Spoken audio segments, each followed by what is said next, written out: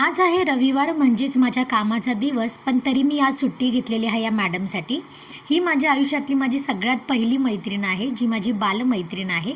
तर हिला नाही म्हणता येत नाही म्हणून मी म्हटलं की चल बाई जाऊया.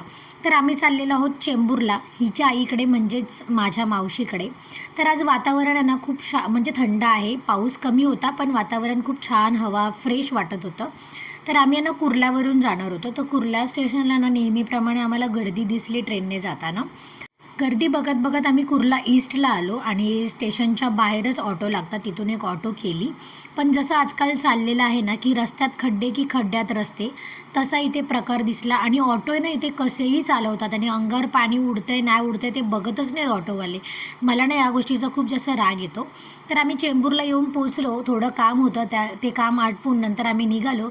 तरी हिच्या आईने ना हिला अशी पिशवी भरून शिदोरी दिली होती. आणि आम्ही ना आज अंबरनाथ ट्रेनने यायला निघालो आणि अंबरनाथ ट्रेन आज रविवार असून सुद्धा खूप जास्त गर्दी होती. आणि आतमध्ये बायका म्हणत होत्या, मला असं 2 ते 3 बायका अशा म्हटल्या की आहे ना सोमवार ते शुक्रवार कधीतरी येऊन बघा, याच्यापेक्षा जास्त गर्दी असते. पण मी म्हटलं की नशीब मला ट्रेनने यावं जावं लागत नाही, ती एक गोष्ट माझ्यासाठी खूप चांगलेली आहे. लेडीज डब्यामध्ये एक बाई आहे ना आपल्या एवढ्या मोठ्या मुलाला घेऊन बसलेली, त्याच्यामुळे बहुतेक बायकांना तिच्याकडे रागाने बघत होत्या.